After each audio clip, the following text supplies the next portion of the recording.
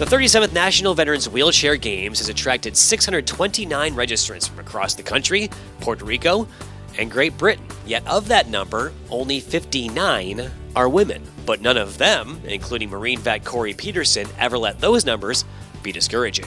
I think when I first got to the games, it was a little overwhelming. Then you kind of look around and realize, a lot of us have been through very similar, challenges. I think as females, we face a lot different issues. You look around and you kind of search out for another female. As the years have progressed, more of us are competing. We look for each other, we cheer each other on. Participating in her 7th games, Corey immediately found that along with the competition amongst the athletes comes something bigger. The first time I did the track event, the girl next to me stepped in, showed me how to do it, and got me going. She didn't care if I was going to beat her. We may be competing against each other, but we're still on the same team, still trying for the same effort, and still trying to be healthy. She's no stranger to being active, having a degree in exercise sports science, but Corey is quick to point out that each of the athletes here had to find new ways to do things. Once I became disabled, it was adaptations in your daily life, and you just have no choice.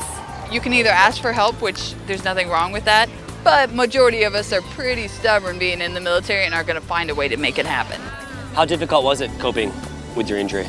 I was really, really lucky when I got injured. I had an amazing support system. My husband's a Marine and he's stubborn just like me. He wasn't going to let me be one of those people that just sat on their butt, and he knew that sports and being athletic was something that was in my blood and wasn't going to go away. This is what the games are for, is to just show you all the spectrum of sports that is out there. I've done more sports now than I've been disabled than I ever did able-bodied.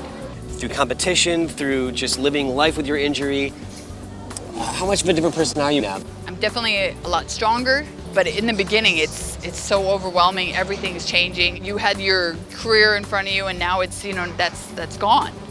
So now you have to find something new to be passionate about. Honestly, for me, it was harder to find out that I wasn't going to be an active duty Marine anymore than it was to say I would never walk again. That's an attitude shared by most all the athletes, and Corey continues to be inspired by her fellow women competitors.